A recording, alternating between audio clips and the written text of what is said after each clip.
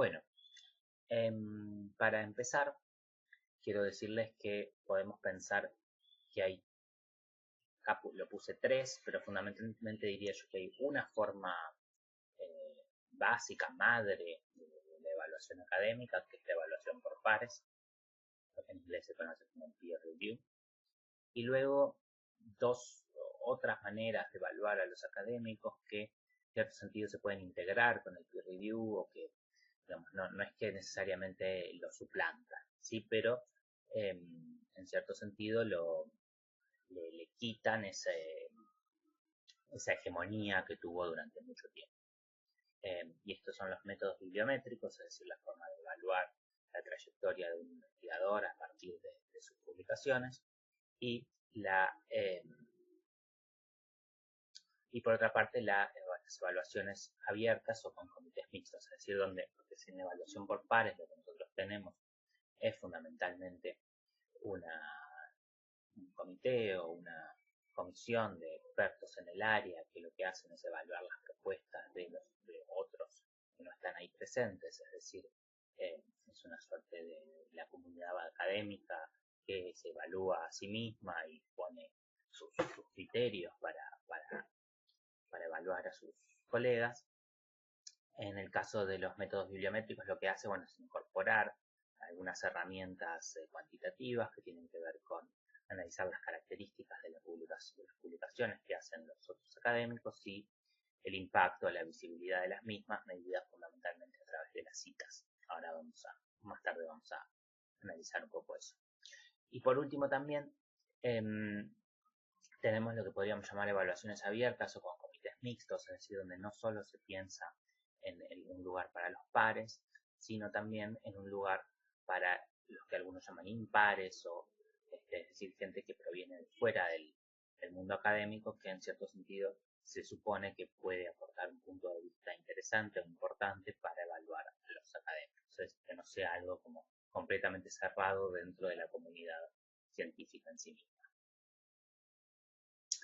Y las instancias de evaluación académica son muy diversas. Es decir, porque a veces cuando se habla de evaluación por pares se piensa en primer lugar en lo que es las publicaciones, es decir, se piensa en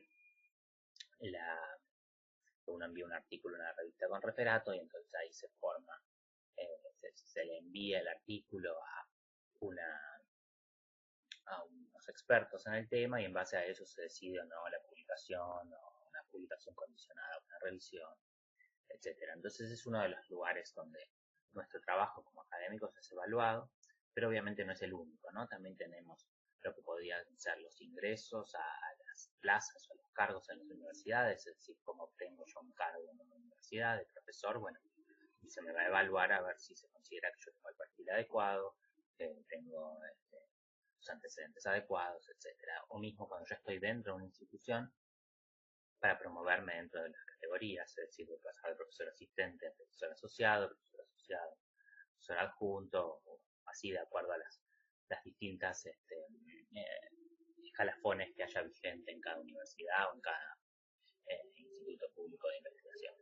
Y también algo que está vinculado con eso tiene que ver con cuándo mi cargo se transforma en definitivo, es decir, cuando yo tengo ya una estabilidad laboral, que muchas veces en las primeras categorías del profesorado, digamos, no hay estabilidad laboral, que esa se obtiene, digamos, una vez habiendo dado muestras de una capacidad y una producción científica adecuada. También obviamente no lo puse acá, pero está la cuestión de becas, es decir, también antes de ingresar como académico en una institución, uno muchas veces obtiene becas ya para ingresar para cursar un posgrado o para hacer un postdoctorado, y ahí también obviamente se hace una evaluación de antecedentes. También para subsidios, para obtener subsidios, obtener la posibilidad de tener fondos para investigación, obviamente se hace una evaluación académica, y también para lo que en nuestros países es cada vez más común, que son los estímulos, es decir, una suerte de sobresueldos de ingreso extra mensual en base a la productividad, y ahí muchas veces la evaluación académica es muy estricta porque la idea justamente es ver hasta dónde existió la productividad especial o la productividad elevada elevada que se espera para acceder a lo que sería un suerte de premio económico. Bueno, yendo entonces a lo que es la evaluación por pares, podemos decir, como decíamos antes, que tiene usos muy diversos, es decir, que aparecen desde todas esas todos esos espacios donde antes, en la diapositiva anterior, mencionábamos para la evaluación, es decir, los métodos bibliométricos no se pueden usar o no se usan en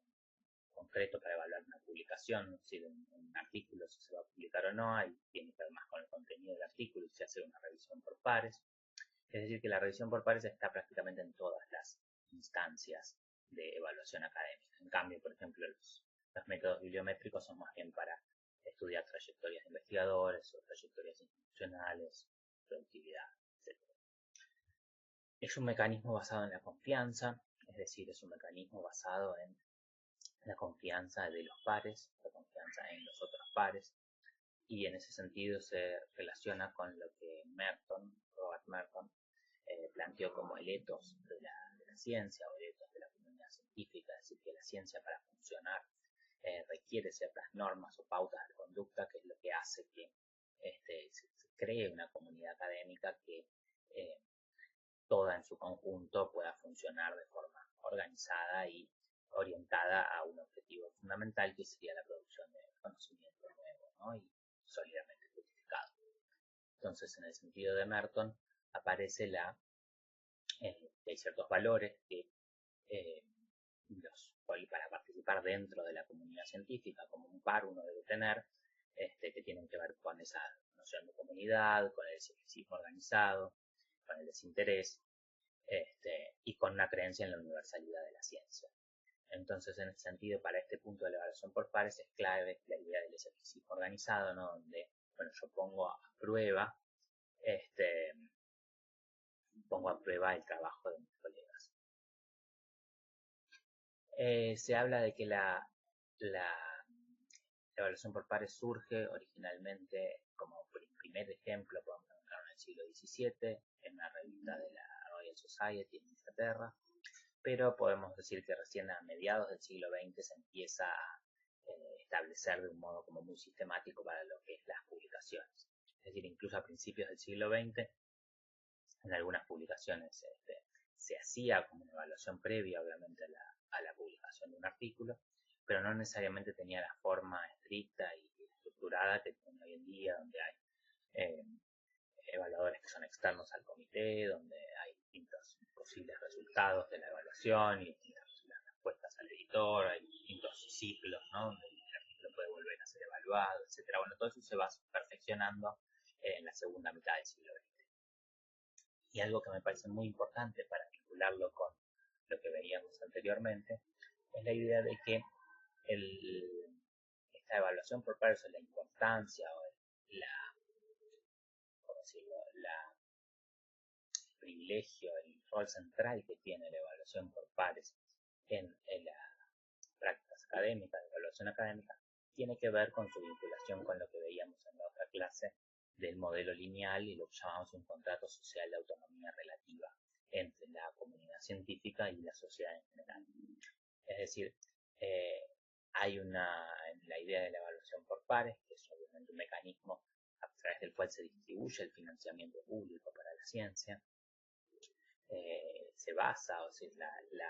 el uso de este mecanismo de evaluación por pares está vinculado estrechamente con esta idea de que el Estado, que es el que pone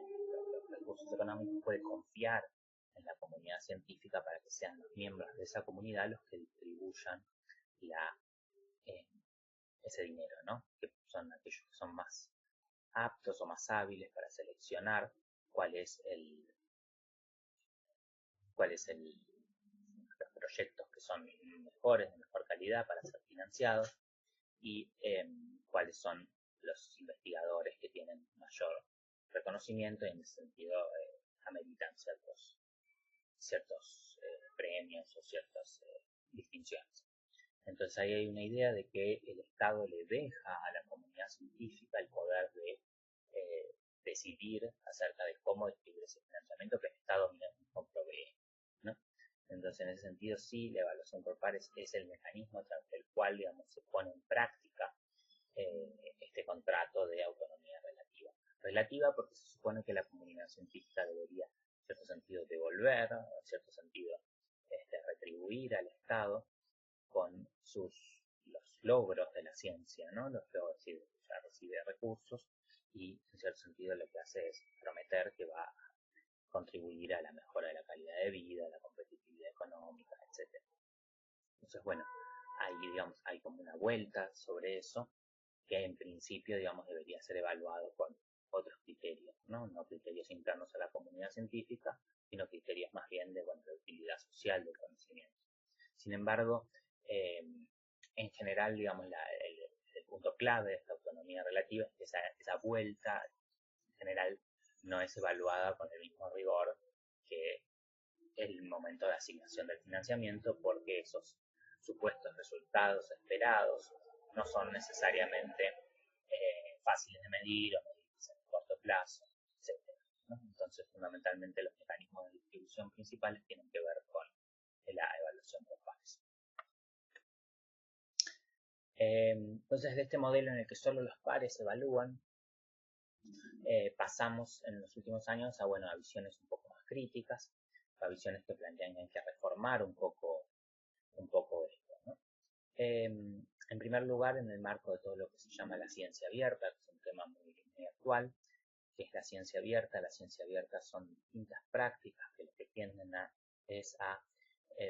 poner a disposición del público más amplio, o sea, de otros miembros de la comunidad científica o del público en general, muchas más etapas del proceso de investigación científica. Es decir, la idea es que yo pueda poner a disposición del público no solo el producto final de mi investigación, o sea, el paper finalizado, sino también versiones previas del paper, los datos de fuente, ¿no? Los datos, en el caso de las ciencias duras es muy claro, ¿no? Es decir, los datos sobre los cuales yo baso mis afirmaciones, entonces puedo poner a disposición de la gente los datos en crudo para que ellos puedan correr, digamos, los mismos cálculos que yo hice, a ver si realmente eso se puede, mis resultados son replicables o no, y de ese modo, digamos, se puede también comprobar eso. Es decir, la ciencia abierta lo que plantea es eso, es como abrir muchos campos de la ciencia. No es el tema de esta clase, es un tema muy complejo, muy grande, ¿no? Pero decir, en términos generales es eso, lo que se trata es de abrir a la participación de un público más amplio las distintas etapas del proceso de investigación científica, no solo que quede dentro de la comunidad académica. Y en ese sentido, en el caso de lo que es evaluación, podemos pensar que para el caso de las publicaciones, esto es parte de, digamos, la ciencia abierta. Lo que se traduce es en dos mecanismos que son distintos y son los dos muy interesantes, que tienen que ver con abrir justamente el proceso de evaluación de los trabajos científicos a un público más amplio y no solo a los revisores asignados por el comité editorial. Entonces son dos metodologías fundamentalmente.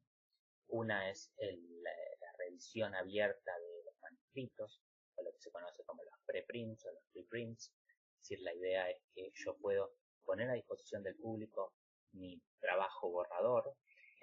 mientras el mismo es evaluado por una revista, pero ya desde el principio lo puedo poner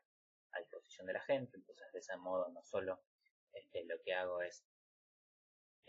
ir difundiendo mi trabajo y no tener que esperar a que toda la revista se tome su tiempo en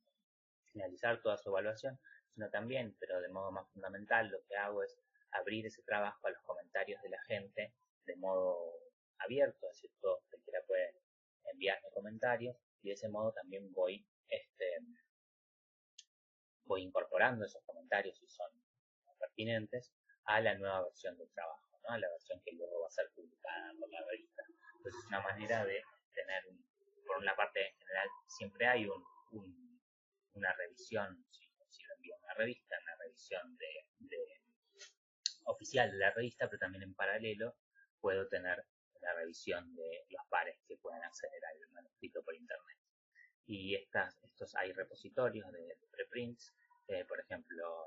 el caso de las ciencias duras, el más conocido es archive.org. Y el otro mecanismo es el que tiene que ver con la posibilidad de abrir comentarios a las versiones finales de los trabajos. Es decir, cuando hay un trabajo que yo ya publiqué en una revista, lo que hago es poder abrir esa versión final que ya está publicada a comentarios de la gente, de manera de que ellos puedan también comentar sobre la calidad del artículo, detectar algunos problemas en eso, y yo, digamos, en el sentido de poder retroalimentar y tener un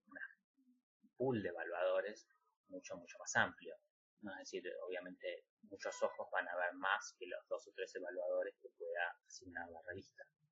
Entonces, en ese sentido es muy importante poder permitir, digamos, que las revistas, que haya una posibilidad de comentar sobre los trabajos publicados. Y esto puede llevar al punto de que se detecten errores que no se hayan detectado antes y que se pueda quizás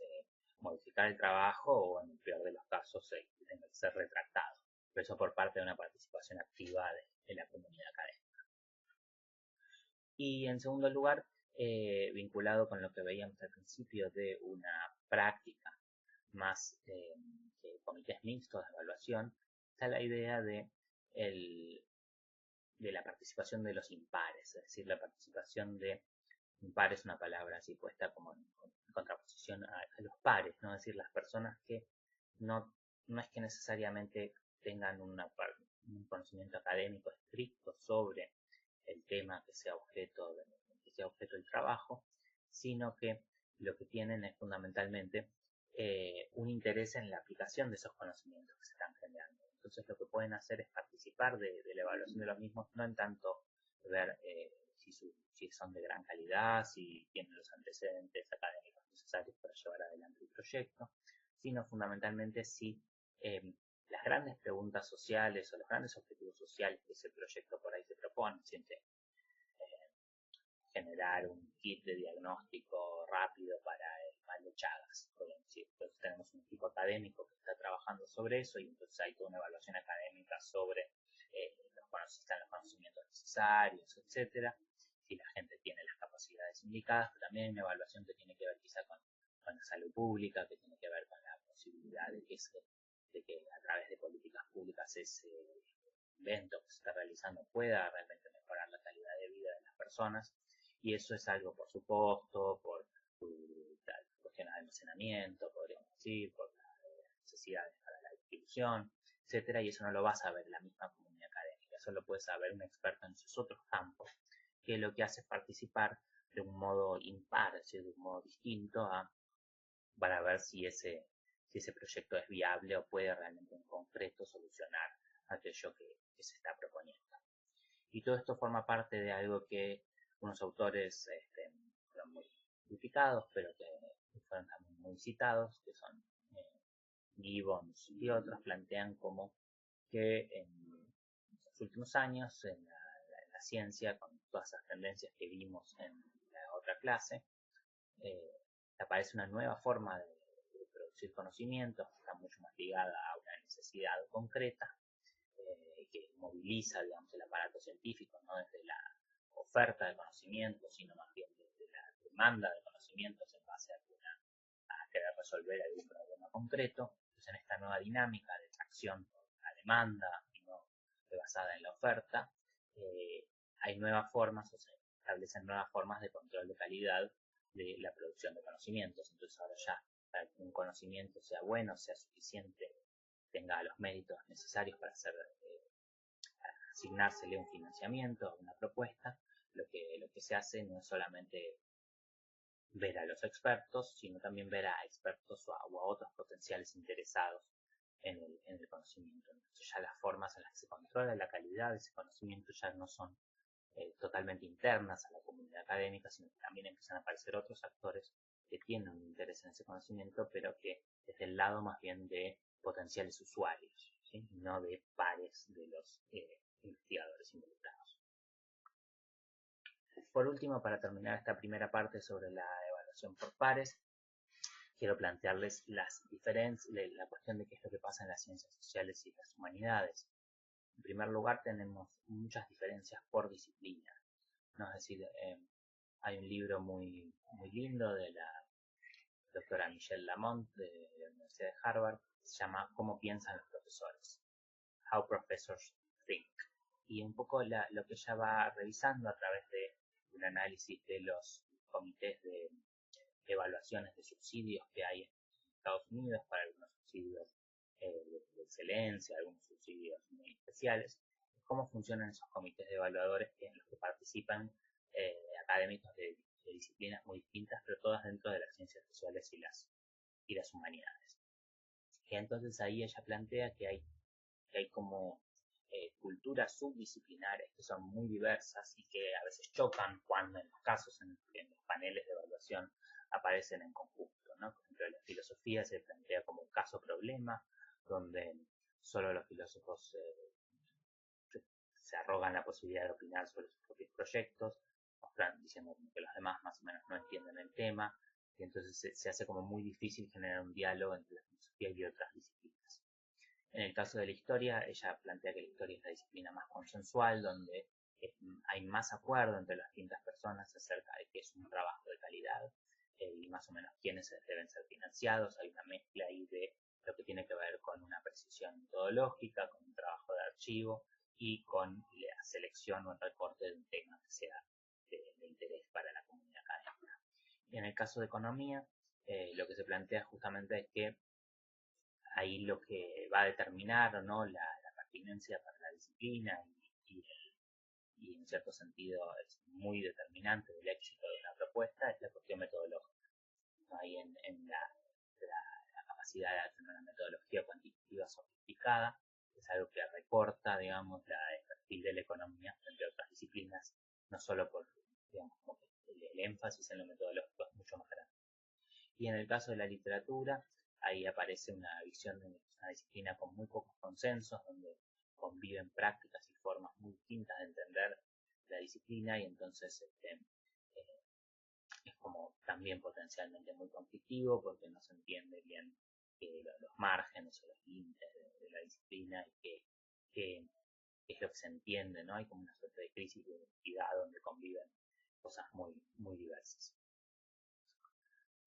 Y eso lleva a que, digamos, se pueda plantear que dentro de las mismas ciencias sociales y humanidades hay distintos tipos, distintas formas de entender lo que es un trabajo de excelencia o un muy buen trabajo. Y eso hace que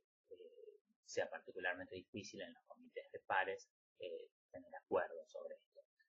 Fundamentalmente el trabajo de ella está pensado para los comités interdisciplinarios, ¿no? Donde se juntan todas las disciplinas de las ciencias sociales. Y entonces habría que ver dentro de cada comité disciplinar si esto se da también. Pero yo supongo que también se da porque muchas disciplinas tienen a su vez distintas tendencias, distintos marcos teóricos, distintas escuelas, que hace que también vayamos a tener este tipo de conflictos. Por otra parte, también en la evaluación por pares es importante respetar la diversidad institucional, es decir, darle todos los apoyos a una misma institución o a gente de una misma región geográfica, es algo que es potencialmente conflictivo. Y lo mismo un balance de género entre los que obtienen o no los subsidios o las propuestas. Entonces esto es muy importante, la cuestión de la diversidad, porque entra en tensión con el objetivo de seleccionar las mejores propuestas. Es decir, si el objetivo es seleccionar las mejores propuestas, ¿por qué deberíamos hacer una diferencia y priorizar o hacer tener opciones de discriminación positiva para respetar la diversidad tanto institucional o de género? Entonces, este es un tema que es potencialmente conflictivo, de alguna manera se encuentran soluciones de compromiso, pero esta tensión es constitutiva del mismo proceso de evaluación académica, ¿no?